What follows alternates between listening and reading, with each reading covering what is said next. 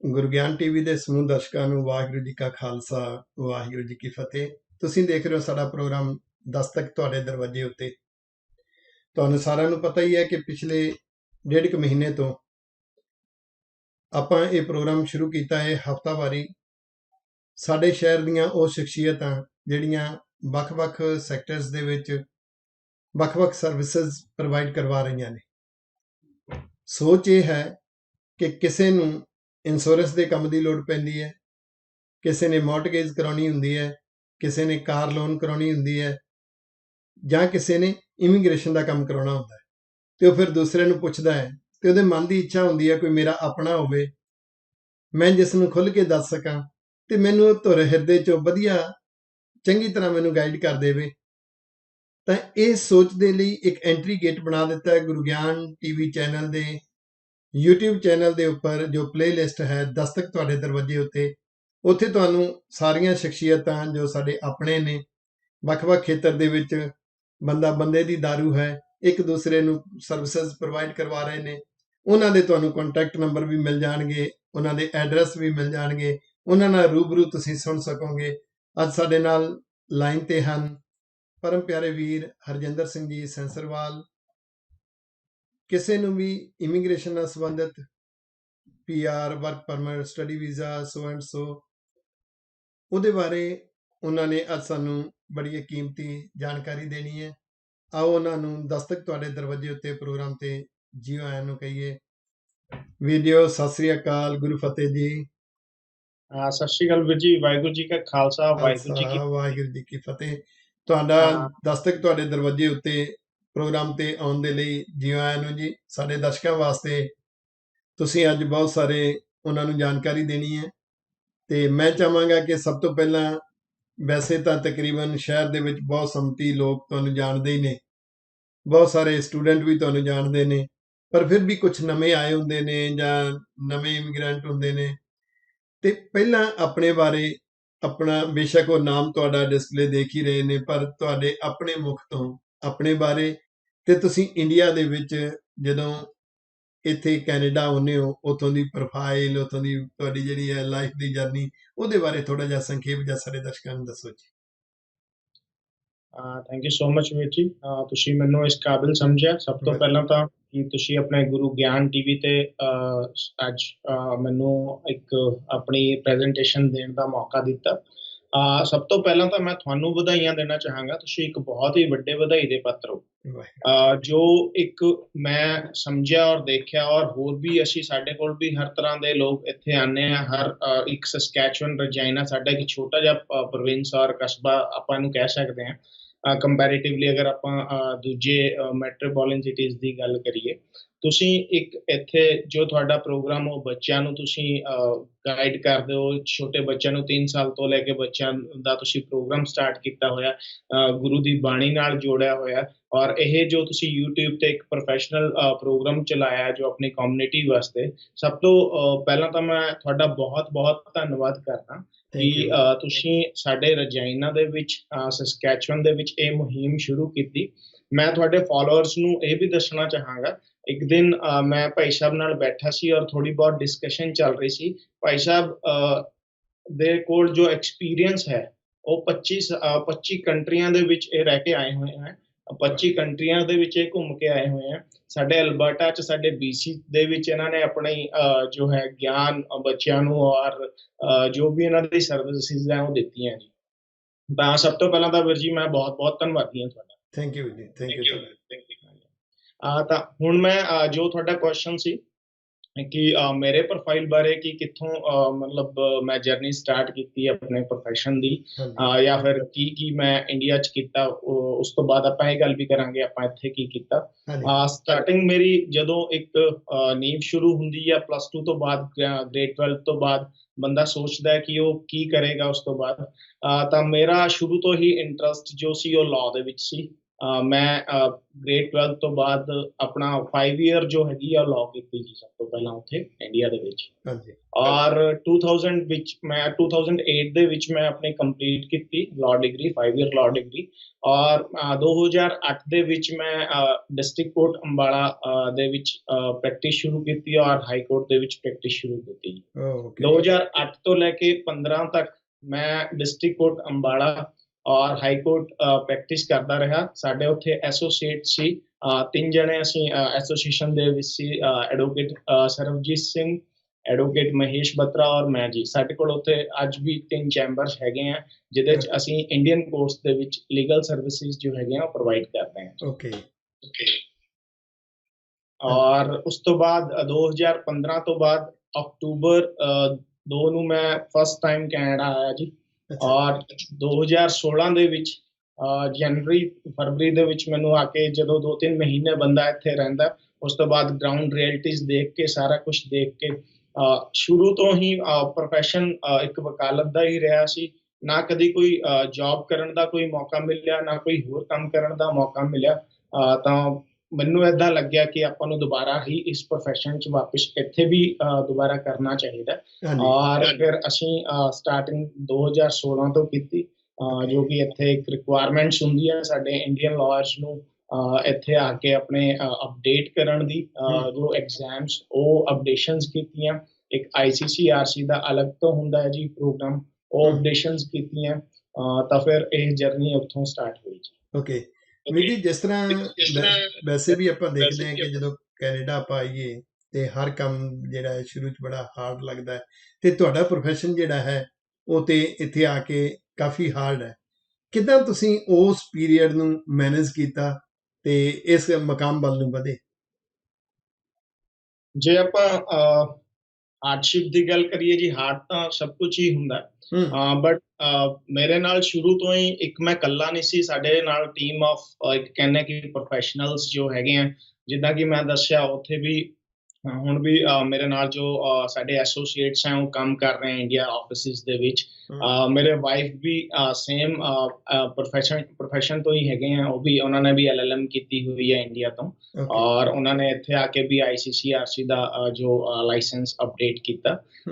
Second, ਜਦੋਂ 2016 ਦੇ ਵਿੱਚ ਅਸੀਂ ਸਟਾਰਟਅਪ ਕੀਤਾ ਇੰਡੀਆ ਆਫਿਸ, ਔਰ ਉਸ ਤੋਂ ਬਾਅਦ ਇੱਥੇ ਕੈਨੇਡਾ ਆਫਿਸ ਵੀ ਸਟਾਰਟਅਪ ਕੀਤਾ। ਕਲਾਇੰਟਸ ਜੋ ਸਾਡੇ ਨਾਲ ਪਹਿਲਾਂ ਹੀ ਆਲਰੇਡੀ ਸਾਡੇ ਕੋਲ ਇੰਨਾ ਮਤਲਬ 2008 ਤੋਂ 15 ਤੱਕ ਦਾ ਇਦਾਂ ਸੀ ਕਿ ਸਾਡੀ ਲਾਈਨ ਹੀ ਉਹੀ ਸੀ, ਕਲਾਇੰਟੇਜ ਆਲਰੇਡੀ ਜੁੜੀ ਹੋਈ ਸੀ।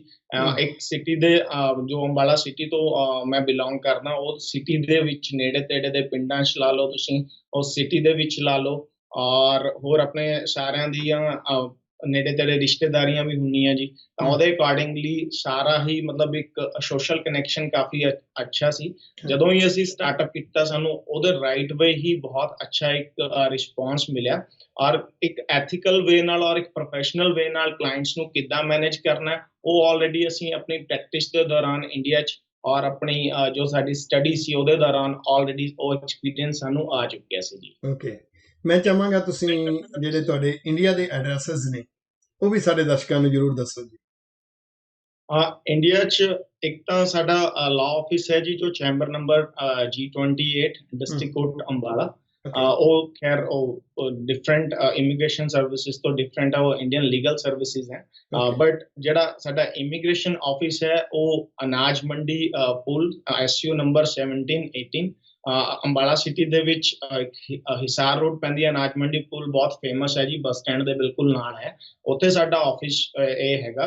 ਔਰ ਕੈਨੇਡਾ ਦੇ ਵਿੱਚ downtown Regina building number 2010 7th floor RBC building 11th ਹੈ। ਤਾਂ ਇਹ ਬਹੁਤ ਈਜ਼ੀ ਹੈ। ਕੈਨੇਡਾ ਵਾਲਾ ਜੋ ਹੈ ਡਾਊਨਟਾਊਨ 'ਚ ਜੋ RBC ਬੈਂਕ ਹੈ, ਬੈਂਕ ਦੇ ਉੱਤੇ 7th ਫਲੋਰ ਤੇ ਸਾਡਾ ਆਫਿਸ ਹੈ ਜੀ। ਮੈਂ ਇੱਥੇ ਦਰਸ਼ਕਾਂ ਨੂੰ ਦੱਸਣਾ ਚਾਹਾਂਗਾ ਕਿ ਇਸ ਚੱਲਦੇ ਹੋਏ ਪ੍ਰੋਗਰਾਮ ਦੇ ਵਿੱਚ ਅਸੀਂ ਜੋ ਸਾਡੇ ਗੈਸਟ ਹੁੰਦੇ ਨੇ ਅਸੀਂ ਉਹਨਾਂ ਤੋਂ ਇਸ ਲਈ ਐਡਰੈਸ ਸੁਣਦੇ ਹਾਂ ਕਿ ਤਾਂ ਕਿ ਤੁਸੀਂ ਇੰਟਰਪਟ ਨਾ ਹੋਵੋ। ਵੈਸੇ ਇਹਨਾਂ ਦੇ ਸਾਰੇ ਐਡਰੈਸ ਤੁਸੀਂ ਜਿਹੜਾ ਸਾਡੀ ਡਿਸਕ੍ਰਿਪਸ਼ਨ ਦੇ ਵਿੱਚੋਂ ਪੜ੍ਹ ਸਕਦੇ ਹੋ, ਕੰਟੈਕਟ ਨੰਬਰ ਸਾਰੇ ਤੁਹਾਨੂੰ ਤੋਂ ਮਿਲ ਸਕਦੇ ਨੇ, ਤਾਂ ਕਿ ਤੁਹਾਡੀ ਥੋੜ੍ਹੀ ਜਿਹੀ ਸਾਂਝ ਪਵੇ। ਤੇ ਵੀਰ ਜੀ, ਸਾਡੇ ਦਰਸ਼ਕਾਂ ਨਾਲ ਇੱਕ ਹੋਰ ਸਾਂਝ ਪਾਓ ਕਿ ਜਿਹੜੇ ਤੁਹਾਡੇ ਕਲਾਇੰਟਸ ਨੇ ਉਹਨਾਂ ਨੂੰ ਕਿਸ ਤਰ੍ਹਾਂ ਦੀਆਂ ਤੁਸੀਂ ਜਿਹੜੀਆਂ ਉਹ ਸਰਵਿਸਿਜ਼ ਪ੍ਰੋਵਾਈਡ ਕਰਦੇ ਹੋ। ਸਰਵਿਸਿਜ਼ ਇਮੀਗ੍ਰੇਸ਼ਨ ਦਾ ਜੋ ਫੀਲਡ ਹੈ ਜੀ ਕਾਫੀ ਡੀਪ ਹੈ। ਇਹਦੇ ਵਿੱਚ ਬਹੁਤ ਜ਼ਿਆਦਾ ਪ੍ਰੋਗਰਾਮਸ ਹੈਗੇ ਆ। ਤਾਂ ਸਰਵਿਸਿਜ਼ ਜੋ ਵੀ ਇਮੀਗ੍ਰੇਸ਼ਨ ਦੇ ਰਿਲੇਟਿਡ ਹੋਊਗੀ ਅਸੀਂ ਸਾਰੀ ਸਰਵਿਸਿਜ਼ ਦਿੰਦੇ ਆ ਜੀ। ਚਾਹੇ ਉਹ ਫੈਡਰਲ ਪ੍ਰੋਗਰਾਮਸ ਹੋਣ, ਚਾਹੇ ਉਹ PNP ਪ੍ਰੋਗਰਾਮਸ ਹੋਣ, ਚਾਹੇ ਉਹ ਸਟੂਡੈਂਟ ਸਰਵਿਸਿਜ਼ ਤੋਂ related study visa related programme ਹੋਣ, ਚਾਹੇ ਤੁਸੀਂ ਗੱਲ ਕਰੋ ਇਨਵੈਸਟਰ ਕੈਟਾਗਰੀ ਦੀ। ਅਗਰ ਕੋਈ ਇੰਡੀਅਨ ਜਿਹਦੇ ਕੋਲ ਸੇਮ ਐਕਸਪੀਰੀਅੰਸ ਹੈਗਾ, ਉਹ ਇਨਵੈਸਟਮੈਂਟ ਐਂਟਰਪ੍ਰੈਨਰ ਕੈਟਾਗਰੀ ਦੇ ਥਰੂ ਇੱਥੇ ਕੈਨੇਡਾ ਆਉਣਾ ਚਾਹੁੰਦਾ ਹੈ ਜੀ, ਅਸੀਂ ਉਹ ਸਰਵਿਸਿਜ਼ ਵੀ ਦਿੰਦੇ ਹਾਂ। ਔਰ ਸਾਡੇ ਸਰਵਿਸਿਜ਼ ਦੇ ਅਕੋਰਡਿੰਗਲੀ ਅਸੀਂ 2 ਆਫਿਸਿਜ਼ ਮੇਨਟੇਨ ਸਭ ਤੋਂ ਪਹਿਲਾਂ ਇਸ ਕਰਕੇ ਕੀਤੇ ਸੀ ਕਿ ਜਦੋਂ ਇੰਡੀਆ ਤੋਂ ਜੋ ਕਲਾਇੰਟ ਚੱਲਦਾ ਹੈ ਉਹਨੂੰ ਅਗਰ ਕੈਨੇਡਾ ਆਫਿਸ ਹੁੰਦਾ ਤਾਂ ਉਹਨੂੰ ਬਹੁਤ ਪ੍ਰੋਬਲਮ ਆਉਂਦੀ ਹੈ। ਇੱਕ ਤਾਂ ਡਿਊ ਟੂ ਟਾਈਮ, ਕਿਉਂਕਿ ਆਪਣਾ ਟਾਈਮ ਡਿਫਰੈਂਸ ਬਹੁਤ ਪੈਂਦਾ ਜੀ। ਆਪਣੇ ਇੱਥੇ ਦਿਨ ਹੋਊਗਾ ਤਾਂ ਉੱਥੇ ਰਾਤ ਹੋਊਗੀ। ਤਾਂ ਅਸੀਂ ਇੰਡੀਆ ਆਫਿਸਿਸ ਦੇ ਵਿੱਚ ਜੋ ਸਰਵਿਸਿਜ਼ ਪ੍ਰੋਵਾਈਡ ਕੀਤੀ ਸੀ, ਅਗਰ ਆਪਾਂ ਕਿਸੇ ਵੀ ਪ੍ਰੋਗਰਾਮ ਦੀ, ਕੈਨੇਡੀਅਨ ਪ੍ਰੋਗਰਾਮ ਦੀ ਗੱਲ ਕਰੀਏ, ਚਾਹੇ ਉਹ ਐਕਸਪ੍ਰੈਸ ਐਂਟਰੀ ਹੈ, ਚਾਹੇ ਕੋਈ PNP ਪ੍ਰੋਗਰਾਮ ਹੈ, ਚਾਹੇ ਉਹ ਸਟੂਡੈਂਟ ਨੇ ਆਪਣਾ ਸਟੱਡੀ ਕਰਨ ਇੱਥੇ ਆਉਣਾ, ਤਾਂ ਉਹਨਾਂ ਨੂੰ ਸਭ ਤੋਂ ਪਹਿਲਾਂ ਤਾਂ ਜੋ ਇੱਕ ਆਈਲੈਟਸ ਸਕੋਰ ਜੋ ਹੁੰਦਾ ਹੈ, ਤਾਂ ਇੰਗਲਿਸ਼ ਜੋ ਰਿਕੁਆਇਰਮੈਂਟ ਹੈ ਹਰ ਪ੍ਰੋਗਰਾਮ ਦੀ, ਉਹ ਬਹੁਤ ਜ਼ਰੂਰੀ ਹੈ। ਅਸੀਂ ਸਭ ਤੋਂ ਪਹਿਲਾਂ ਉਸ ਨੀਡ ਦੇ ਅਕੋਰਡਿੰਗਲੀ ਇੱਕ ਆਇਲ ਸੈਂਟਰ ਜੋ ਹੈ ਉੱਥੇ ਆਪਣਾ ਸਾਡੇ ਆਫਿਸ ਦੇ ਵਿੱਚ ਜੋ ਸੈਟਅਪ ਹੈ, ਜਿਹਦੇ ਵਿੱਚ ਸਾਡੇ ਪ੍ਰੋਫੈਸ਼ਨਲ ਟੀਚਰਸ, ਉਹਨਾਂ ਚੋਂ ਇੱਕ ਮੈਂ ਆਪਣੇ ਜੋ ਮੇਰੇ ਕੋਲੀਗ ਹੈ ਔਰ ਸਾਡੇ ਉੱਥੇ ਮੈਨੇਜਰ ਹੈ ਮਿਸਟਰ ਵਰਿੰਦਰ ਮਾਤਰਾ, ਉਹਨਾਂ ਦਾ ਵੀ ਨਾਮ ਲੈਣਾ ਚਾਹਾਂਗਾ। ਉਹਨਾਂ ਕੋਲ 8 ਸਾਲ ਦਾ ਟੀਚਿੰਗ ਦਾ ਐਕਸਪੀਰੀਅੰਸ ਆਲਰੇਡੀ ਉਹਨਾਂ ਨੇ MTech ਤੱਕ ਦੇ BTech ਤੱਕ ਦੇ ਸਟੂਡੈਂਟਸ ਨੂੰ ਕਾਲਜਿਸ ਵਿੱਚ ਟੀਚ ਕੀਤਾ ਹੋਇਆ। ਉਹਨਾਂ ਦੇ ਅੰਡਰ ਉਹ ਸਾਰਾ ਸਾਡਾ ਜੋ ਹੈ ਆਫਿਸ ਚੱਲਦਾ। ਤਾਂ ਉੱਥੇ ਜੋ ਟੀਮ ਆਫ ਸਾਡੇ ਮੈਂਬਰਸ ਹੈਗੇ ਆ, ਜੋ ਸਟਾਫ ਮੈਂਬਰਸ ਹੈਗੇ ਆ, ਉਹ ਵੀ ਅਸੀਂ ਬਹੁਤ ਉਹਨਾਂ ਦਾ ਅੱਛੀ ਤਰ੍ਹਾਂ ਨਾਲ ਇੰਟਰਵਿਊ ਲੈ ਕੇ ਜੋ ਐਥੀਕਲ ਔਰ ਪ੍ਰੋਫੈਸ਼ਨਲ ਔਰ ਜੋ ਐਜੂਕੇਟਿਡ ਪਰਸਨਸ ਹੈਗੇ ਆ, ਅਸੀਂ ਉਹਨਾਂ ਨੂੰ ਹੀ ਹਾਇਰ ਕਰਦੇ ਹਾਂ ਤਾਂ ਕਿ ਸਾਡੇ ਜੋ ਕਲਾਇੰਟਸ ਹੈ ਉਹਨਾਂ ਨੂੰ ਪ੍ਰੋਪਰ ਇੱਕ ਪਰਫੈਕਟ ਸਰਵਿਸ ਮਿਲ ਸਕੇ ਜੀ। ਤਾਂ ਸਭ ਤੋਂ ਪਹਿਲਾਂ ਸਰਵਿਸ ਤਾਂ ਇਹੀ ਹੈ ਕਿ ਅਗਰ ਇੰਡੀਆ ਆਫਿਸ ਤੋਂ ਕੋਈ ਵੀ ਸਾਡੀ ਸਰਵਿਸ ਲੈਣਾ ਚਾਹੁੰਦਾ ਤਾਂ ਉਹਨੂੰ ਕੋਈ ਲੋੜ ਨਹੀਂ ਹੈਗੀ ਕਿ ਕੈਨੇਡਾ ਆਫਿਸ ਜਦੋਂ ਖੁੱਲੂਗਾ ਅਸੀਂ ਉਦੋਂ ਕਾਲ ਕਰਨਾ ਹੈ ਜਾਂ ਫਿਰ ਉਦੋਂ ਤੱਕ ਅਸੀਂ ਵੇਟ ਕਰਨੀ ਹੈ। ਉਹ ਡਾਇਰੈਕਟਲੀ ਸਵੇਰੇ 10 ਵਜੇ ਸਾਡਾ ਇੰਡੀਆ ਆਫਿਸ ਵੀ ਖੁੱਲ ਜਾਂਦਾ, ਉੱਥੇ ਜਾ ਕੇ ਆਪਣੇ ਡਾਕੂਮੈਂਟਸ ਦੇ ਸਕਦੇ ਹਾਂ, ਆਪਣੀ ਕਾਉਂਸਲਿੰਗ ਲੈ ਸਕਦੇ ਹਾਂ ਔਰ ਕੁਝ ਵੀ ਉਹਨਾਂ ਨੂੰ ਕਿਸੇ ਤਰ੍ਹਾਂ ਦਾ ਵੀ ਕੁਐਸਚਨ ਹੈ, ਕੁਐਰੀ ਹੈ, ਡਾਇਰੈਕਟਲੀ ਇੰਡੀਆ ਆਫਿਸ ਸਾਰਾ ਮੇਰੇ ਸੁਪਰਵਿਜ਼ਨ 'ਚ ਚੱਲਦਾ ਔਰ ਜੋ ਦਿਨ 'ਚ ਉੱਥੇ ਹੁੰਦਾ ਉਹ ਸਵੇਰੇ ਸਾਡੇ ਕੋਲ ਇੱਥੇ ਸਾਰੀ ਰਿਪੋਰਟ ਹੁੰਦੀ ਹੈ, ਕੌਣ ਆਇਆ, ਕੌਣ ਗਿਆ, ਕਿਹਦਾ ਕੀ ਕੰਮ ਕਰਨਾ, ਤਾਂ ਉਹ ਸਭ ਕੁਝ ਅਸੀਂ ਉੱਦਾਂ ਮੈਨੇਜ ਕਰਦੇ ਹਾਂ ਜੀ। ਔਰ ਉਸ ਤੋਂ ਬਾਅਦ ਜਦੋਂ ਕਲਾਇੰਟ ਸਾਡਾ ਇੱਥੇ ਪਹੁੰਚ ਜਾਂਦਾ ਜੀ, ਸਾਡਾ 에ਅਰਪੋਰਟ ਪਿਕਅਪ ਤੋਂ ਲੈ ਕੇ ਟਿਲ PR ਤੱਕ ਦਾ ਅਸੀਂ ਕੋਸ਼ਿਸ਼ ਸਾਡੀ ਇਹੀ ਰਹਿੰਦੀ ਹੈ ਕਿ ਕਲਾਇੰਟ ਨੂੰ ਅਸੀਂ ਸਾਰੀ ਸਰਵਿਸਿਜ਼ ਦਈਏ। ਉਹ ਚਾਹੇ ਜਦੋਂ ਇੱਕ ਕਲਾਇੰਟ ਕੋਈ ਨਵਾਂ ਇੱਥੇ ਲੈਂਡ ਕਰਦਾ ਹੈ ਉਹਦੇ ਵਾਸਤੇ ਬਹੁਤ ਮੁਸ਼ਕਿਲ ਹੁੰਦਾ ਕਿਉਂਕਿ ਸਾਰਾ ਕੁਝ ਹੀ ਡਿਫਰੈਂਟ ਹੈਗਾ ਅਗਰ ਆਪਾਂ ਕਿਸੇ ਹੋਰ ਕੰਟਰੀ ਤੋਂ ਇੱਥੇ ਮੂਵ ਕਰ ਰਹੇ ਹਾਂ। 3 ਜਾਂ 4 ਮਹੀਨੇ ਇਹ ਹਰ ਬੰਦੇ ਤੇ ਆਉਂਦੇ ਆ ਕਿ 3 ਜਾਂ 4 ਮਹੀਨੇ ਉਹਨੂੰ ਸਾਰੀਆਂ ਚੀਜ਼ਾਂ ਨੂੰ ਲਰਨ ਆਊਟ ਕਰਨ ਨੂੰ ਜਾਂ ਫਿਰ ਤੁਸੀਂ ਲਾ ਲਓ ਕਿ ਉਹਦਾ ਐਕਸਪੀਰੀਅੰਸ ਹੋਣ ਨੂੰ ਲੱਗਦੇ ਆ ਜੀ। ਤਾਂ ਸਾਡਾ ਕੋਸ਼ਿਸ਼ ਇਹੀ ਰਹਿੰਦੀ ਹੈ, ਅਗਰ ਅਸੀਂ ਸਟੂਡੈਂਟਸ ਦੀ ਗੱਲ ਕਰੀਏ, ਸਟੂਡੈਂਟਸ ਨੂੰ ਅਸੀਂ ਜੋ ਆਲਰੇਡੀ ਸਾਡੇ ਇੱਥੇ ਪੁਰਾਣੇ ਸਟੂਡੈਂਟਸ ਰਹਿ ਰਹੇ ਆ ਉਹਨਾਂ ਨਾਲ ਮੀਟਅਪ ਕਰਾਈਦਾ, ਉਹਨਾਂ ਨੂੰ ਯੂਨੀਵਰਸਿਟੀਜ਼ ਦੇ ਕੀ ਰੂਲਸ ਰੈਗੂਲੇਸ਼ਨਸ ਹੈਗੇ ਆ, ਕਿੱਦਾਂ ਕੋਰਸਿਸ ਪਿਕ ਕਰਨੇ ਹੈਗੇ ਆ, ਜਾਂ ਫਿਰ ਕਿਸੇ ਨੂੰ ਅਕੋਮੋਡੇਸ਼ਨ ਦੀ ਪ੍ਰੋਬਲਮ ਹੈਗੀ ਹੈ ਜਿਹਦੇ ਕੋਲ ਅਕੋਮੋਡੇਸ਼ਨ ਨਹੀਂ ਹੋ ਪਾ ਰਿਹਾ ਤਾਂ ਪੁਰਾਣੇ ਜੋ ਸਟੂਡੈਂਟ ਸਾਡੇ ਹੈਗੇ ਉਹਨਾਂ ਨਾਲ ਐਡਜਸਟ ਕਰਾਉਣਾ। ਤਾਂ ਇਸ ਕਾਈਂਡ ਦੀ ਅਸੀਂ ਸਰਵਿਸਿਜ਼ ਇੱਥੇ ਮਤਲਬ ਜਦੋਂ ਹੀ ਇਮੀਗ੍ਰੈਂਟ ਸਾਡਾ ਇੱਥੇ ਕੋਈ ਪਹੁੰਚਦਾ ਅਸੀਂ ਉਹ ਦਿੰਦੇ ਹਾਂ। ਬਾਕੀ ਜੋ ਇੱਥੇ ਕੈਨੇਡਾ ਆਫਿਸ ਦੀ ਸਾਡੀ ਲੋਕਲ ਸਰਵਿਸਿਜ਼ ਹੈ, ਕੋਈ ਵੀ ਸਾਡੇ ਵੀਰ ਭਰਾ ਜੋ ਵੀ ਸਾਨੂੰ ਕਿਸੇ ਵੀ ਤਰ੍ਹਾਂ ਨਾਲ ਜੋ ਇੱਥੇ ਕੋਈ ਫੈਡਰਲ ਪ੍ਰੋਗਰਾਮ ਦੇ ਵਿੱਚ ਕੋਈ ਸਰਵਿਸ ਲੈਣਾ ਚਾਹੁੰਦਾ ਜੀ, ਕੋਈ PNP ਪ੍ਰੋਗਰਾਮਸ ਦੇ ਵਿੱਚ ਲੈਣਾ ਚਾਹੁੰਦਾ, ਕੋਈ ਆਪਣੇ ਫਾਦਰ ਮਦਰ ਦਾ super visa, visitor visa apply ਕਰਨਾ ਚਾਹੁੰਦਾ ਜੀ, ਕਿਸੇ ਦਾ ਕੋਈ ਮਿਸ ਰਿਪਰੈਜ਼ੈਂਟੇਸ਼ਨ ਦਾ ਕੇਸ ਹੈ ਜਿਹਨੂੰ ਅਸੀਂ ਰੂਲਸ ਐਂਡ ਰੈਗੂਲੇਸ਼ਨਸ ਦੇ ਅਕੋਰਡਿੰਗਲੀ ਉਹਨੂੰ ਅਸੀਂ ਉਹਦੇ ਸਿਨੈਰੀਓ ਦੇ ਅਕੋਰਡਿੰਗਲੀ, ਫੈਕਟਸ ਦੇ ਅਕੋਰਡਿੰਗਲੀ ਮੈਨੇਜ ਕਰ ਸਕਦੇ ਹਾਂ ਜੀ। ਉਹ ਸਾਰੀ ਸਰਵਿਸਿਜ਼ ਅਸੀਂ ਕੈਨੇਡਾ ਆਫਿਸ ਤੋਂ ਦਿੰਦੇ ਹਾਂ ਜੀ। ਮੈਂ ਚਾਹਾਂਗਾ ਵੀਰ ਜੀ ਤੁਸੀਂ ਖਾਸ ਤੌਰ ਤੇ, ਕਿਉਂਕਿ ਸਾਡੇ ਜਿਹੜੇ ਬਹੁਤ ਸਾਰੇ ਸਟੂਡੈਂਟਸ ਜਿਹੜੇ ਨੇ ਉਹ ਕੈਨੇਡਾ ਆ ਰਹੇ ਨੇ, ਬਹੁਤ ਸਾਰੇ ਆਉਣਾ ਚਾਹੁੰਦੇ ਨੇ, ਤੇ ਥੋੜਾ ਜਿਹਾ ਤੁਸੀਂ ਜਿਹੜੀਆਂ ਉੱਥੇ what is the difference between private and public colleges and university, ਉਹਦੇ ਬਾਰੇ ਜ਼ਰੂਰ ਦੱਸੋ ਜੀ। ਇਹ ਤੁਹਾਡਾ ਬਹੁਤ ਹੀ ਅੱਛਾ ਕੁਐਸਚਨ ਹੈ ਔਰ ਇਸ ਚੀਜ਼ ਬਾਰੇ ਅਗਰ ਅਸੀਂ ਡਿਸਕਸ ਕਰੀਏ ਤਾਂ ਮੈਨੂੰ ਲੱਗਦਾ ਹੈ ਕਿ ਅਗਰ ਜੋ ਵੀ ਇਹ ਮਤਲਬ ਮੈਸੇਜ ਸਾਰਿਆਂ ਕੋਲ ਜਾਊਗਾ ਉਹਨਾਂ ਵਾਸਤੇ ਕਾਫੀ ਫਾਇਦੇਮੰਦ ਹੋਊਗਾ। ਮੋਸਟਲੀ ਜੋ ਮੇਰਾ ਐਕਸਪੀਰੀਅੰਸ ਹੈ, ਮੈਂ ਹਰ 4 ਜਾਂ 5-6 ਮਹੀਨੇ ਬਾਅਦ ਇੰਡੀਆ ਸੈਮੀਨਾਰਸ ਕਰਨ ਜਾਂਦਾ ਜੀ ਆਪਣੇ ਆਫਿਸ ਦੇ ਵਿੱਚ, ਔਰ ਕੁਝ ਸਾਡੇ ਕੋ ਪਾਰਟਨਰਸ ਵੀ ਹੈਗੇ ਆ ਜੋ ਪ੍ਰੋਫੈਸ਼ਨਲ ਵੇ ਨਾਲ ਕੰਮ ਕਰਦੇ ਆ। ਅਸੀਂ ਉਹਨਾਂ ਦੇ ਆਫਿਸ ਵਿੱਚ ਵੀ ਸੈਮੀਨਾਰਸ ਕਰੀਦੇ ਆ। ਮੋਸਟਲੀ ਜੋ ਮੇਰਾ ਐਕਸਪੀਰੀਅੰਸ ਰਿਹਾ ਉੱਥੋਂ ਸਟੂਡੈਂਟਸ ਨੂੰ ਨਹੀਂ ਪਤਾ ਹੁੰਦਾ ਕਿ ਅਸੀਂ ਕਿਹੜੇ ਪ੍ਰੋਵਿੰਸ 'ਚ ਜਾਈਏ, ਕਿੱਥੇ ਕਿਹੜੇ ਕਾਲਜ ਨੂੰ ਪਿਕ ਕਰੀਏ, ਕਿਹੜੀ ਯੂਨੀਵਰਸਿਟੀ ਨੂੰ ਪਿਕ ਕਰੀਏ, ਕੀ ਉਹਦੇ ਬੈਨੀਫਿਟਸ ਹੈਗੇ ਆ। ਜੇ ਆਪਾਂ ਹੁਣ ਗੱਲ ਕਰੀਏ ਮੋਸਟਲੀ ਉੱਥੋਂ ਸਟੂਡੈਂਟਸ ਉਹਨਾਂ ਦਾ ਸਿਰਫ ਇੱਕੋ ਹੀ ਟਾਰਗੇਟ ਹੁੰਦਾ ਕਿ ਅਸੀਂ ਅੰਟਾਰੀਓ ਜਾਣਾ, ਜੋ ਕਿ ਟੋਰਾਂਟੋ ਵਗੈਰਾ ਦੇ ਕਨੀ ਉਹ ਜ਼ਿਆਦਾ ਅਟਰੈਕਟ ਹੁੰਦੇ ਆ। ਬਿਕੋਜ਼ ਅਗਰ ਆਪਾਂ ਕਿਤੇ ਵੀ ਟਰੈਵਲ ਕਰਦੇ ਹਾਂ, ਕਿਸੇ ਵੀ ਕੰਟਰੀ 'ਚ ਟਰੈਵਲ ਕਰਦੇ ਹਾਂ, ਆਪਣੇ ਇੰਡੀਆ ਦਾ ਇੱਕ ਦਿੱਲੀ ਸਾਰਿਆਂ ਨੂੰ ਪਤਾ ਹੁੰਦਾ। ਦੂਜੇ ਜਿਹੜੇ ਛੋਟੇ ਸਿਟੀਜ਼ ਜਾਂ ਪ੍ਰੋਵਿੰਸਿਸ ਸਸਕੈਚੁਅਨ ਵਰਗੇ ਆਪਣੇ ਇੱਥੇ ਹੈਗੇ ਆ, ਨਹੀਂ ਲੋਕਾਂ ਨੂੰ ਜ਼ਿਆਦਾ ਜਾਣਕਾਰੀ ਹੁੰਦੀ, ਜਾਂ ਫਿਰ ਲੋਕ ਜ਼ਿਆਦਾਤਰ BC ਦੇ ਕਨੀ ਵੈਨਕੂਵਰ ਕਨੀ ਅਟਰੈਕਟ ਹੁੰਦੇ ਆ। ਕੁਝ ਲੋਕਾਂ ਦੀ ਤਾਂ ਥੋੜੀ ਮਜਬੂਰੀ ਵੀ ਹੁੰਦੀ ਹੈ ਕਿ ਉਹਨਾਂ ਨੂੰ ਇਹ ਹੁੰਦਾ ਕਿ ਸਾਨੂੰ ਕੰਮ ਦਾ ਜੋ ਹੈ ਉਹ ਈਜ਼ੀਲੀ ਉੱਥੇ ਮਿਲ ਜਾਏਗਾ। ਬਟ ਅਸੀਂ ਆਪਣੀ ਕਾਉਂਸਲਿੰਗ ਦੇ ਵਿੱਚ ਹਮੇਸ਼ਾ ਟਰਾਈ ਕਰਦੇ ਹਾਂ। ਜੋ ਮੈਂ ਪ੍ਰੈਕਟੀਕਲ ਇੱਕ ਇੱਥੇ ਚੀਜ਼ ਨੋਟਿਸ ਕੀਤੀ ਹੈ ਕਿ ਸਟੂਡੈਂਟਸ ਜਦੋਂ ਇੱਥੇ ਲੈਂਡ ਕਰ ਜਾਂਦੇ ਆ, ਉਹ ਸਟੱਡੀ ਕਰ ਲੈਂਦੇ ਆ, ਚਾਹੇ ਉਹ ਓਨਟਾਰੀਓ 'ਚ ਹੈ ਚਾਹੇ ਉਹ BC 'ਚ ਹੈ। ਐਟ ਦਾ ਐਂਡ ਆਫ ਦਾ ਡੇ ਜੋ ਅੱਜ ਦਾ ਸਿਨੈਰੀਓ ਹੈ, ਉਹਨਾਂ ਨੂੰ ਜਾਂ ਤਾਂ ਸਸਕੈਚੁਅਨ ਮੂਵ ਹੋਣਾ ਪੈਂਦਾ, ਜਾਂ ਫਿਰ ਉਹਨਾਂ ਨੂੰ ਅਟਲਾਂਟਿਕ ਪ੍ਰੋਵਿੰਸਸ ਜਿੱਦਾਂ ਕਿ Nova Scotia, New Brunswick, Prince Edward Island, Newfoundland, Labrador ਉਸ ਸਾਈਡ ਜਾਣਾ ਪੈਂਦਾ, ਕਿਉਂਕਿ ਉਹਨਾਂ ਦੇ PNP ਪ੍ਰੋਗਰਾਮਸ ਜੋ ਹੈ ਉਹ ਈਜ਼ੀ ਹੈ। ਉਹਨਾਂ ਨੂੰ ਅਗਰ ਪਰਮਾਨੈਂਟ ਰੈਜ਼ੀਡੈਂਸੀ ਆਪਣੀ ਅਪਲਾਈ ਕਰਨੀ ਹੈ ਤਾਂ ਉਸ ਚੀਜ਼ ਵਾਸਤੇ ਉਹਨਾਂ ਨੂੰ ਉੱਥੇ ਜਾਣਾ ਪੈਂਦਾ। ਜਿਹਦੇ 'ਚ ਅਗਰ ਆਪਾਂ ਪ੍ਰੈਕਟੀਕਲੀ ਗੱਲ ਕਰੀਏ, ਸਟੂਡੈਂਟ ਜੋ ਸਿੱਧਾ ਸਸਕੈਚੁਅਨ, ਲੈਟਸ ਸੇ ਕਿ ਆਪਾਂ ਐਗਜ਼ਾਮਪਲ ਦੇ ਤੌਰ ਤੇ, ਉਦਾਹਰਨ ਦੇ ਤੌਰ ਤੇ ਲੈ ਰਹੇ ਹਾਂ ਕਿ ਸਟੂਡੈਂਟ ਜੋ ਸਿੱਧਾ ਸਸਕੈਚੁਅਨ ਆ ਰਿਹਾ ਜੀ, ਉਹਨੂੰ ਅਗਰ ਉਹ ਗ੍ਰੇਡ 12 ਤੋਂ ਬਾਅਦ ਆਉਂਦਾ ਤਾਂ ਡਿਊਰਿੰਗ ਹਿਸ ਸਟੱਡੀ ਉਹਨੂੰ ਸਿਰਫ 20 ਆਵਰਸ ਜੋ ਹੈਗੇ ਆ, ਜੋ 20 ਆਵਰਸ ਮਿਲਦੇ ਆ, ਉਹਦੇ ਅਕੋਰਡਿੰਗਲੀ ਉਹਨੂੰ 960 ਆਵਰਸ ਕੰਪਲੀਟ ਕਰਨੇ ਹੁੰਦੇ ਆ ਜਦ ਤੱਕ ਉਹਦੀ ਸਟੱਡੀ ਕੰਪਲੀਟ ਹੋ ਜਾਂਦੀ ਹੈ। ਜਾਂ ਫਿਰ ਉਹ ਸਟੱਡੀ ਤੋਂ ਬਾਅਦ ਵੀ ਉਹ ਥੋੜਾ ਕੰਪਲੀਟ ਕਰ ਸਕਦਾ ਆਪਣੇ ਜੋ 960 ਆਵਰਸ ਹੈ ਜੀ।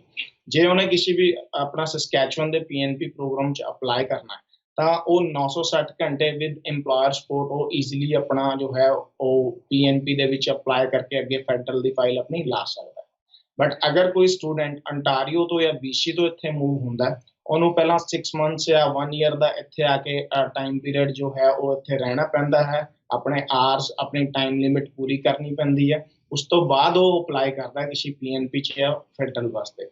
ਮੋਸਟ ਆਫ ਸਟੂਡੈਂਟਸ ਜਿਨ੍ਹਾਂ ਜੋ ਅੰਟਾਰੀਓ ਤੋਂ ਸਾਡੇ ਕੋਲ ਕੁਐਰੀਜ਼ ਆਉਂਦੀਆਂ, ਜਾਂ ਫਿਰ BC ਤੋਂ ਕੁਐਰੀਜ਼ ਆਉਂਦੀਆਂ, ਜਾਂ ਫਿਰ ਕੁਝ ਹੋਰ ਮੈਟਰੋਪੋਲੀਟਨ ਸਿਟੀਜ਼ ਤੋਂ ਕੁਐਰੀਜ਼ ਆਉਂਦੀਆਂ, ਉਹਨਾਂ ਦਾ ਵਰਕ ਪਰਮਿਟ ਖਤਮ ਹੋਣ ਵਾਲਾ ਹੁੰਦਾ ਔਰ ਉਹਨਾਂ ਕੋਲ ਟਾਈਮ ਨਹੀਂ ਹੁੰਦਾ ਕਿ ਉਹ ਸਾਲ ਜਾਂ 6 ਮਹੀਨੇ ਜੋ ਉਹਨਾਂ ਨੇ ਟਾਈਮ ਪੂਰਾ ਕਰਨਾ ਹੈ ਇੱਥੇ ਪ੍ਰੋਵਿੰਸ 'ਚ ਆ ਕੇ ਉਹ ਪੂਰਾ ਕਰ ਸਕਣ।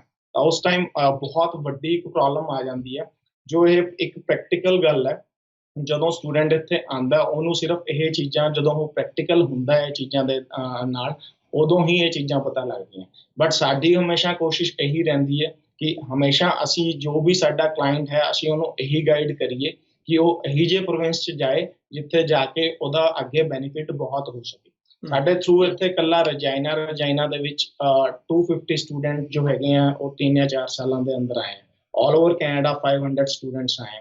ਬਟ ਜੋ ਸਟੂਡੈਂਟ ਨੂੰ ਇੱਥੇ ਰਜਾਈਨਾ ਦੇ ਵਿੱਚ, ਸਸਕੈਚੁਅਨ ਦੇ ਵਿੱਚ ਜੋ ਬੈਨੀਫਿਟ ਮਿਲੇ ਆ ਅੱਗੇ PNP ਪ੍ਰੋਗਰਾਮਸ ਦੇ, ਉਹ ਮਤਲਬ ਉਹ ਅੰਟਾਰੀਓ ਜਾਂ ਫਿਰ ਕਿਸੇ ਹੋਰ ਵੱਡੇ ਪ੍ਰੋਵਿੰਸਿਸ ਵਾਲਿਆਂ ਨੂੰ ਨਹੀਂ ਮਿਲਦੇ।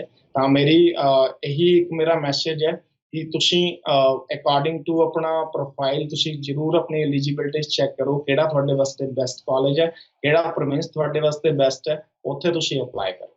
ਮੈਂ ਚਾਹਾਂਗਾ ਵੀ ਜੀ 2 ਕੁਐਸਚਨ ਹੋਰ ਜਿਹੜੇ ਸਾਡੇ ਦਰਸ਼ਕਾਂ ਨਾਲ ਸ਼ੇਅਰ ਕਰੋ ਕਿ ਜਿਹੜੇ ਕੈਨੇਡਾ ਮਾਈਗ੍ਰੇਟ ਹੋਣਾ ਚਾਹੁੰਦੇ ਨੇ, ਉਹਨਾਂ ਦੀ ਜਿਹੜੀ ਕਲਾਇੰਟ ਪ੍ਰੋਫਾਈਲ ਹੈ ਉਹਨੂੰ ਤੁਸੀਂ ਕਿਵੇਂ ਅਸੈਸ ਕਰਦੇ ਹੋ? ਤੇ ਮੈਂ ਸੁਣਿਆ ਸੀ misrepresentation, what is that? ਦੋਨੋਂ ਚੀਜ਼ਾਂ ਦਰਸ਼ਕਾਂ ਨੂੰ ਜ਼ਰੂਰ ਕਲੀਅਰ ਕਰੋ ਜੀ।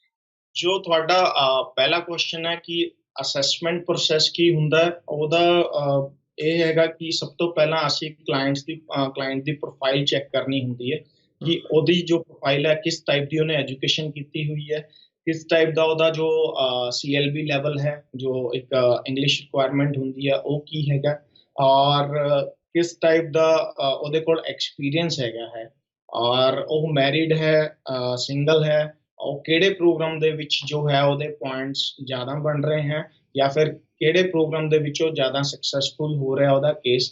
ਤਾਂ ਅਸੀਂ ਅਸੈਸਮੈਂਟ ਦਾ ਸਾਡਾ ਵੇ ਉਹੀ ਹੁੰਦਾ ਸਭ ਤੋਂ ਪਹਿਲਾਂ। ਅਗਰ ਕੋਈ ਫॉर एग्जांपल ਜੋ ਲੋਕ ਐਕਸਪ੍ਰੈਸ ਐਂਟਰੀ ਚ ਅਪਲਾਈ ਕਰਦੇ ਆ ਤਾਂ ਉਹਦੇ ਚ ਤੁਹਾਡੇ ਐਜੂਕੇਸ਼ਨ ਦੇ, ਤੁਹਾਡੇ ਐਕਸਪੀਰੀਅੰਸ ਦੇ, ਤੁਹਾਡੇ ਆਇਲਸ ਦੇ, ਤੁਹਾਡੀ ਸਪਾਊਸ ਐਜੂਕੇਸ਼ਨ ਦੇ, ਸੇਮ ਉਦਾਂ ਹੀ ਸਪਾਊਸ ਆਇਲਸ ਦੇ, ਇਹ ਸਾਰੀਆਂ ਚੀਜ਼ਾਂ ਜੋ ਹੈ ਅਕਾਊਂਟੇਬਲ ਹੁੰਦੀਆਂ। ਤਾਂ ਏਦਾਂ ਹੀ ਅਗਰ ਆਪਾਂ ਹੋਰ ਕੈਟਾਗਰੀਜ਼ ਦੀ ਗੱਲ ਕਰੀਏ, ਅਗਰ ਸਟੂਡੈਂਟ ਦੀ ਗੱਲ ਕਰੀਏ ਤਾਂ ਸਟੂਡੈਂਟ ਨੂੰ ਅਸੀਂ ਇਹ ਦੇਖਣਾ ਪੈਂਦਾ ਕਿ ਉਹਦੀ ਪ੍ਰੀਵੀਅਸ ਸਟੱਡੀ ਜੋ ਹੈ ਉਹ ਜਿਹੜਾ ਉਹ ਕੋਰਸ ਲੈ ਰਿਹਾ ਜਾਂ ਅੱਗੇ ਉਹਨੂੰ ਕੋਰਸ ਮਿਲ ਰਿਹਾ ਉਹਦੇ ਨਾਲ ਰੈਲੀਵੈਂਟ ਹੈ ਜਾਂ ਨਹੀਂ ਹੈ, ਉਹ ਬਹੁਤ ਇੱਕ ਜ਼ਰੂਰੀ ਚੀਜ਼ ਹੈ। ਜੋ ਬੰਦੇ ਇਨਵੈਸਟਰ ਕੈਟਾਗਰੀ 'ਚ ਇੱਥੇ ਆਉਣਾ ਚਾਹੁੰਦੇ ਆ ਉਹਨਾਂ ਦਾ ਸਾਨੂੰ ਦੇਖਣਾ ਪੈਂਦਾ ਕਿ ਉਹਨਾਂ ਕੋਲ ਉਸ ਟਾਈਪ ਦਾ ਐਕਸਪੀਰੀਅੰਸ ਆਲਰੇਡੀ ਹੈਗਾ, ਔਰ ਜਾਂ ਫਿਰ ਉਹ ਜੋ ਗਵਰਨਮੈਂਟ ਦੇ ਜਾਂ ਫਿਰ ਜੋ ਰੂਲਸ ਰੈਗੂਲੇਸ਼ਨਸ ਜੋ ਇੱਕ ਕੋਈ ਵੀ ਪ੍ਰੋਵਿੰਸ ਨੇ ਬਣਾਏ ਹੋਏ ਆ, ਕੋਈ ਫੈਡਰਲ ਗਵਰਨਮੈਂਟ ਦੇ ਜੋ ਰੂਲਸ ਰੈਗੂਲੇਸ਼ਨਸ ਹੈ ਜਾਂ ਫਿਰ ਜੋ ਉਹਨਾਂ ਦਾ ਕ੍ਰਾਈਟੇਰੀਆ ਹੈ ਉਹ ਉਹਨੂੰ ਮੀਟ ਕਰਦੇ ਜਾਂ ਨਹੀਂ ਕਰਦੇ। ਇਹ ਚੀਜ਼ ਹੈ। ਮਿਸ ਰਿਪਰੈਜ਼ੈਂਟੇਸ਼ਨ ਦਾ ਜੋ ਤੁਸੀਂ ਕੁਐਸਚਨ ਪੁੱਛਿਆ, ਇਹ ਅੱਜ ਦੀ ਡੇਟ 'ਚ ਮੇਰੇ ਅਕੋਰਡਿੰਗਲੀ ਕਾਫੀ ਲੋਕਾਂ ਨੂੰ ਇਹਦਾ ਜੋ ਸਾਹਮਣਾ ਕਰਨਾ ਪੈ ਰਿਹਾ।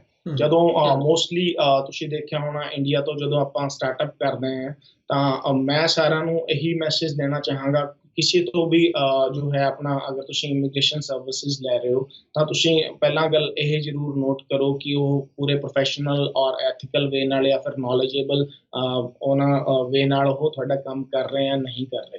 ਕਿਉਂਕਿ ਅਗਰ ਤੁਹਾਡੀ ਜਦੋਂ ਇੱਕ ਵਾਰੀ ਸਟਾਰਟਅਪ ਕਿਸੇ ਵੀ ਐਪਲੀਕੇਸ਼ਨ ਦਾ ਹੋਇਆ, ਤੁਸੀਂ ਕੋਈ ਵੀ ਫਾਰਮ ਫਿਲ ਕੀਤਾ, ਕੋਈ ਵੀ ਐਪਲੀਕੇਸ਼ਨ ਸਬਮਿਟ ਕੀਤੀ, ਜੋ ਵੀ ਉਹਦੇ 'ਚ ਇਨਫੋਰਮੇਸ਼ਨ ਇੱਕ ਵਾਰੀ ਆਪਾਂ ਫਿਲ ਕਰਤੀ ਉਹ ਤੁਹਾਡੀ ਫॉर ਐਵਰ ਆ ਚੁੱਕੀ ਹੈ। ਮੋਸਟਲੀ ਲੋਕ ਇਸ ਚੀਜ਼ ਨੂੰ ਨਹੀਂ ਫੋਕਸ ਕਰਦੇ, ਉਹ ਸੋਚਦੇ ਹੈ ਕਿ ਅਸੀਂ ਡਾਕੂਮੈਂਟਸ ਦੇ ਤੇ ਕੰਮ ਹੋ ਗਿਆ, ਦੈਟਸ ਇਟ। ਬਟ ਜਦੋਂ ਆ ਕੇ ਸਾਨੂੰ ਅੱਗੇ ਵਾਸਤੇ ਇੱਥੇ ਕੋਈ ਕੁਛ ਵੀ ਪ੍ਰੋਸੈਸ ਕਰਨਾ, ਚਾਹੇ ਅਸੀਂ ਉਹਨੂੰ ਵਰਕ ਪਰਮਿਟ 'ਚ ਕਨਵਰਟ ਕਰਨਾ, ਚਾਹੇ ਅਸੀਂ ਉਹਨੂੰ ਪਰਮਾਨੈਂਟ ਰੈਜ਼ੀਡੈਂਸੀ ਵਾਸਤੇ ਅਪਲਾਈ ਕਰਨਾ, ਤੁਹਾਡਾ ਪ੍ਰੋਫਾਈਲ ਹਮੇਸ਼ਾ ਜੋ ਹੈਗਾ ਉਹ ਹਾਈ ਕਮਿਸ਼ਨ ਕੋਲ ਹਮੇਸ਼ਾ ਹੁੰਦਾ ਹੀ ਹੁੰਦਾ, ਉਹ IRCC ਕੋਲ ਹੁੰਦਾ ਹੀ ਹੁੰਦਾ। ਤਾਂ ਉਹ ਚੀਜ਼ ਦਾ ਤੁਹਾਨੂੰ ਬਹੁਤ ਖਿਆਲ ਰੱਖਣਾ ਚਾਹੀਦਾ ਕਿ ਤੁਹਾਡੀ ਕਿਸੇ ਵੀ ਜੋ ਤੁਸੀਂ ਇਨਫੋਰਮੇਸ਼ਨ ਦਿੱਤੀ ਹੈ, ਤੁਸੀਂ ਇੱਕ ਵਾਰੀ ਆਪਣੇ ਸਾਰੇ ਐਪਲੀਕੇਸ਼ਨ ਫਾਰਮਸ ਨੂੰ ਜ਼ਰੂਰ ਚੈੱਕ ਕਰੋ ਕਿ ਉਹ ਬਿਲਕੁਲ ਤੁਹਾਡੇ ਜੋ ਡਾਕੂਮੈਂਟਸ ਹੈ ਉਹਦੇ ਨਾਲ ਰਿਲੇਟ ਕਰਦੀ ਹੈ ਨਹੀਂ ਕਰਦੀ, ਕਿਉਂਕਿ ਇਹਦਾ ਜੋ ਵੀ ਨੁਕਸਾਨ ਹੋਊਗਾ ਉਹ ਤੁਹਾਨੂੰ ਭੁਗਤਣਾ ਪੈਣਾ, ਉਹ ਕਿਸੇ ਰਿਪਰੈਜ਼ੈਂਟੇਟਿਵ ਨੂੰ ਜਾਂ ਕਿਸੇ ਹੋਰ ਨੂੰ ਨਹੀਂ। ਇਸ ਚੀਜ਼ ਦਾ ਮੈਂ ਬਹੁਤ ਮਤਲਬ ਇੱਕ ਹਾਈਲਾਈਟ ਕਰਨਾ ਚਾਹਾਂਗਾ ਇਸ ਚੀਜ਼ ਨੂੰ, ਇਸ ਚੀਜ਼ ਦਾ ਖਾਸ ਖਿਆਲ ਰੱਖੋ। ਤੇ ਅਖੀਰ ਤੇ ਵੀ ਤੁਹਾਡੇ ਨਾਲ ਜਦੋਂ ਕੋਈ ਕੰਟੈਕਟ ਕਰਨਾ ਚਾਹੁੰਦਾ ਤੇ ਬੈਸਟ ਵੇ ਕੀ ਹੈ? ਅੱਜ ਦੀ ਡੇਟ 'ਚ ਟੈਕਨੋਲੋਜੀ ਵਿੱਚ ਹੀ ਅੱਛਾ ਵੇ ਹੈ, ਚਾਹੇ ਉਹ ਫੋਨ ਕਾਲਸ ਹੋਣ, ਸਾਡੇ ਨੰਬਰ ਤੁਸੀਂ ਆਈ ਥਿੰਕ ਸੋ ਮੈਂਸ਼ਨ ਕਰ ਹੀ ਦਓਗੇ ਥੱਲੇ, ਔਰ ਚਾਹੇ ਉਹ ਵੈਬਸਾਈਟ ਤੇ ਜਾ ਕੇ ਸਾਨੂੰ ਕੰਟੈਕਟ ਕਰ ਸਕਦੇ ਆ, ਉਹ ਸਾਰੀ ਪ੍ਰੋਫਾਈਲ ਦੇਖ ਸਕਦੇ ਆ ਸਾਡੀ। ਤੁਹਾਡੀ ਵੈਬਸਾਈਟ ਵੀ ਔਰ ਤੁਹਾਡਾ ਫੋਨ ਨੰਬਰ ਵੀ ਬੋਲ ਦਿਓ। ਕੀ ਮੈਂ ਸਮਝਿਆ ਨਹੀਂ, ਤੁਸੀਂ ਤੁਹਾਡੀ ਵੈਬਸਾਈਟ ਵੀ ਤੁਹਾਡਾ ਫੋਨ ਨੰਬਰ ਇੱਕ ਵਾਰੀ ਬੋਲ ਵੀ ਦਿਓ ਜੀ। ਹਾਂਜੀ ਹਾਂਜੀ, ਮੇਰਾ ਫੋਨ ਨੰਬਰ ਜੋ ਹੈਗਾ ਜੀ ਉਹ 6399998552। ਆਈ ਰਿਪੀਟ, ਇਟਸ 6399998552। ਜੋ ਸਾਡੇ ਇੰਡੀਆ ਆਫਿਸ ਦਾ ਨੰਬਰ ਹੈਗਾ ਜੀ ਉਹ 9896820013, 9896820013। ਈਮੇਲ ਸਾਡੀ ਹੈਗੀ ਹੈ ਜੀ graceamyservice@gmail.com, ਔਰ ਸਾਡੀ ਵੈਬਸਾਈਟ ਹੈਗੀ ਹੈ ਜੀ www.grace.ca। ਤਾਂ ਤੁਸੀਂ ਇਹਦੇ ਤੇ ਆਪਣਾ ਤੁਸੀਂ ਕੰਟੈਕਟ ਸਾਨੂੰ ਕਰ ਸਕਦੇ ਹੋ ਜੀ। ਬਹੁਤ ਸੋਹਣੀ ਤੁਸੀਂ ਜਾਣਕਾਰੀ ਸਾਰੇ ਦਰਸ਼ਕਾਂ ਨੂੰ ਦਿੱਤੀ ਵੀਰ ਜੀ। ਹਰਜਿੰਦਰ ਸਿੰਘ ਜੀ, ਤੁਸੀਂ ਇੰਡੀਆ ਤੋਂ ਬਿਲੋਂਗ ਕਰਦੇ ਆ, ਸਿੱਖ ਫੈਮਿਲੀ ਨੂੰ ਬਿਲੋਂਗ ਕਰ ਰਹੇ ਹੋ। ਲਾਸਟ ਦੇ ਵਿੱਚ ਮੈਂ ਚਾਹਾਂਗਾ ਕਿ 1.5 ਮਿੰਟ ਲਈ 2 ਮਿੰਟ ਦੇ ਲਈ ਤੁਸੀਂ ਸਾਡੀ ਕਮਿਊਨਿਟੀ ਨੂੰ, ਖਾਸ ਤੌਰ ਤੇ ਸਾਡੇ ਯੂਥ ਨੂੰ ਕੀ ਮੈਸੇਜ ਦੇਣਾ ਚਾਹੋਗੇ? ਸਭ ਤੋਂ ਪਹਿਲਾਂ ਤਾਂ ਮੈਂ ਆਪਣੇ ਆਪ ਨੂੰ ਇੱਕ ਬਹੁਤ ਮਤਲਬ ਇਹ ਮੇਰੇ ਵਾਸਤੇ ਵੱਡੀ ਚੀਜ਼ ਹੈ ਕਿ ਮੈਂ ਇੱਕ ਸਿੱਖ ਪਰਿਵਾਰ ਦੇ ਵਿੱਚ ਪੈਦਾ ਹੋਇਆ। ਇਹ ਮੈਂ ਇਸ ਚੀਜ਼ ਦਾ ਮਤਲਬ ਬਹੁਤ ਪ੍ਰਾਊਡ ਫੀਲ ਕਰਦਾ। ਸੈਕਿੰਡ, ਜੋ ਮੈਂ ਅੱਜ ਤੱਕ ਦੇਖਿਆ, ਚਾਹੇ ਆਪਣੇ ਉਹ ਗੁਰੂਆਂ ਦਾ ਇਤਿਹਾਸ ਹੈ, ਚਾਹੇ ਆਪਣੀ ਉਹ ਸ਼ਹੀਦਾਂ ਦਾ ਇਤਿਹਾਸ ਹੈ, ਜਾਂ ਫਿਰ ਜੇ ਆਪਾਂ ਗੱਲ ਕਰੀਏ ਆਲ ਓਵਰ ਵਰਲਡ ਦੀ, ਜੋ ਸਾਡੇ ਇੱਕ ਕਮਿਊਨਿਟੀ ਬਹੁਤ ਛੋਟਾ ਜਿਹਾ ਪਾਰਟ ਹੈਗਾ ਪੂਰੀ ਪੋਪੂਲੇਸ਼ਨ 'ਚ, ਅਗਰ ਆਪਾਂ ਕਹੀਏ ਤਾਂ ਪੂਰੇ ਵਰਲਡ ਦੀ ਪੋਪੂਲੇਸ਼ਨ ਦੀ ਅਗਰ ਆਪਾਂ ਗੱਲ ਕਰੀਏ, ਬਟ ਸਾਡੀ ਕਮਿਊਨਿਟੀ ਨੂੰ ਹਰ ਕੋਈ ਪੂਰੇ ਵਰਲਡ 'ਚ ਬਹੁਤ ਅੱਛੀ ਤਰ੍ਹਾਂ ਜਾਣਦਾ। ਉਹ ਸਿਰਫ ਇਸੇ ਕਰਕੇ ਜਾਣਦਾ ਕਿ ਜਦੋਂ ਦੀ ਸਾਡਾ ਇਹ ਸਿੱਖੀਜ਼ਮ ਸ਼ੁਰੂ ਹੋਇਆ, ਅੱਜ ਤੱਕ ਸਾਡੀ ਕੌਮ ਨੇ, ਸਾਡੀ ਕਮਿਊਨਿਟੀ ਨੇ ਹਰ ਕੰਮ 'ਚ ਵੱਧ ਚੜ ਕੇ ਭਾਗ ਲਿਆ ਹੈ ਜੀ। ਬਹੁਤ ਔਰ ਅੱਛਾ। ਕੋਵਿਡ-19 ਦਾ ਜੋ ਰੀਸੈਂਟਲੀ ਇਸ਼ੂ ਤੁਸੀਂ ਦੇਖ ਰਹੇ ਹੋ, ਚਾਹੇ ਉਹ ਅਮਰੀਕਾ ਹੋਏ, ਚਾਹੇ ਕੋਈ ਇੰਗਲੈਂਡ ਹੋਏ, ਚਾਹੇ ਕੈਨੇਡਾ ਹੋਏ, ਚਾਹੇ ਇੰਡੀਆ ਹੋਏ, ਵਰਲਡ ਦੀ ਕਿਤੇ ਵੀ ਕੋਈ ਵੀ ਮਤਲਬ ਜਗ੍ਹਾ ਹੋਏ, ਸਾਡੇ ਸਿੱਖਾਂ ਨੇ ਅੱਗੇ ਵੱਧ ਚੜ ਕੇ ਲੋਕਾਂ ਦੀ ਮਦਦ ਕੀਤੀ ਹੈ। ਤਾਂ ਮੇਰਾ ਨਿਊ ਜਨਰੇਸ਼ਨ ਵਾਸਤੇ ਇਹੀ ਮੈਸੇਜ ਹੈ, ਜੋ ਸਾਡਾ ਇਤਿਹਾਸ ਹੈ, ਜੋ ਸਾਡੀ ਕੌਮ ਦਾ ਇਤਿਹਾਸ ਹੈ, ਔਰ ਜੋ ਅਸੀਂ ਅੱਜ ਦੀ ਡੇਟ 'ਚ ਪ੍ਰੈਜ਼ੈਂਟ ਉਹਨੂੰ ਹੋਰ ਸਟਰੋਂਗ ਕਰ ਰਹੇ ਹਾਂ, ਉਹਨੂੰ ਤੁਸੀਂ ਹੋਰ ਇਸ ਤੋਂ ਵੀ ਜ਼ਿਆਦਾ ਸਟਰੋਂਗ ਕਰੋ। ਮੇਰਾ ਇਹੀ ਮੈਸੇਜ ਹੈ ਨਿਊ ਜਨਰੇਸ਼ਨ ਵਾਸਤੇ। ਬਹੁਤ ਅੱਛੇ ਵੀਡੀਓ ਤੁਸੀਂ ਸਾਡੇ ਦਰਸ਼ਕ ਤੁਹਾਡੇ ਦਰਵਾਜ਼ੇ ਉੱਤੇ ਪ੍ਰੋਗਰਾਮ ਤੇ ਆ ਕੇ ਦਰਸ਼ਕਾਂ ਦੇ ਦਰਵਾਜ਼ੇ ਤੇ ਦਸਤਕ ਦਿੱਤੀ ਹੈ। ਉਮੀਦ ਕਰਦਾ ਹਾਂ ਕਿ ਬਹੁਤ ਸਾਰੇ ਦਰਸ਼ਕ ਇਹ ਫਾਇਦਾ ਉਠਾਉਣਗੇ। ਤੁਹਾਡਾ ਬਹੁਤ ਬਹੁਤ ਧੰਨਵਾਦ ਵੀਡੀਓ। ਸਤਿ ਸ੍ਰੀ ਅਕਾਲ। ਵਾਹਿਗੁਰੂ ਜੀ ਕਾ ਖਾਲਸਾ, ਵਾਹਿਗੁਰੂ ਜੀ ਕੀ ਫਤਿਹ ਜੀ। ਇਹ ਸਨ ਪਿਆਰੇ ਵੀਰ ਹਰਜਿੰਦਰ ਸਿੰਘ ਜੀ ਸੈਂਸਰਵਾਲ। ਆਪ ਜੀ ਨੇ ਉਹਨਾਂ ਦੇ ਵਿਚਾਰ ਸੁਣੇ।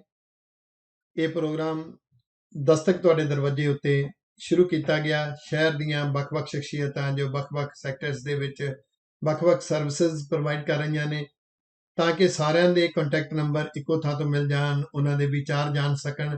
ਕਿਸੇ ਨੇ ਵੀ ਕਿਸੇ ਵੀ ਸੈਕਟਰ ਦੇ ਵਿੱਚ ਜੋ ਪਿਆਰੇ ਕੰਮ ਕਰ ਰਹੇ ਨੇ, ਉਹ ਚਾਹੇ ਇੰਡੀਅਨ ਨੇ, ਚਾਹੇ ਉਹ ਏਸ਼ੀਅਨ ਨੇ, ਮੈਂ ਕਹਾਂਗਾ ਚਾਹੇ ਉਹ ਪਾਕਿਸਤਾਨ ਤੋਂ ਨੇ, ਇੰਡੀਆ ਦੀ ਕਿਸੇ ਵੀ ਸਟੇਟ ਤੋਂ ਨੇ, ਉਹ ਜ਼ਰੂਰ ਸਾਡੇ ਨਾਲ ਸੰਪਰਕ ਕਰਨ। ਇਹਦੀ ਕੋਈ ਫੀਸ ਚਾਰजेस ਨਹੀਂ ਹੈ, ਬਿਲਕੁਲ ਕਮਿਊਨਿਟੀ ਸੇਵਾ ਵਾਸਤੇ ਅਸੀਂ ਕਰ ਰਹੇ ਹਾਂ, ਤਾਂ ਕਿ ਅਸੀਂ ਸਾਰੇ ਇੱਕ ਦੂਸਰੇ ਨੂੰ ਜਾਣ ਸਕੀਏ, ਕਿਉਂਕਿ ਹਰ ਇੱਕ ਨੂੰ ਸਾਰੀ ਦੁਨੀਆ ਨਹੀਂ ਜਾਣਦੀ ਹੁੰਦੀ। ਤੇ ਕਈ ਵਾਰੀ ਅਸੀਂ ਸੋਚਦੇ ਹਾਂ, ਹੋ ਸਕਦਾ ਬਹੁਤ ਸਾਰੇ ਅੱਜ ਅੰਬਾਲੇ ਦੇ ਆਸ-ਪਾਸ ਦੇ ਲੋਕ ਸੋਚਣ, ਵਾਓ, ਮੈਨੂੰ ਤਾਂ ਅੱਜ ਪਤਾ ਲੱਗਿਆ ਕਿ ਸਾਡੇ ਅੰਬਾਲੇ ਦਾ ਵੀ ਕੋਈ ਇੱਥੇ ਹੈ। ਇਸ ਲਈ ਇਹ ਸ਼ੁਰੂ ਕੀਤਾ ਗਿਆ ਆਪਸੀ ਅਪਣੱਤ ਵਾਸਤੇ, ਤਾਂ ਕਿ ਸਾਰਿਆਂ ਦੀ ਜਾਣਕਾਰੀ ਭੇਜੀ ਜਾਵੇ। ਅਗਲੇ ਹਫ਼ਤੇ ਦਸਤਕ ਤੁਹਾਡੇ ਦਰਵਾਜ਼ੇ ਉੱਤੇ ਪ੍ਰੋਗਰਾਮ ਦੇ ਵਿੱਚ ਕਿਸੇ ਹੋਰ ਸ਼ਖਸੀਅਤ ਨੂੰ ਤੁਹਾਡੇ ਰੂਬਰੂ ਕਰਵਾਵਾਂਗੇ। ਤਦ ਤੱਕ ਲਈ ਗੁਰੂ ਫਤਿਹ ਜੀ। ਵਾਹਿਗੁਰੂ ਜੀ ਕਾ ਖਾਲਸਾ, ਵਾਹਿਗੁਰੂ।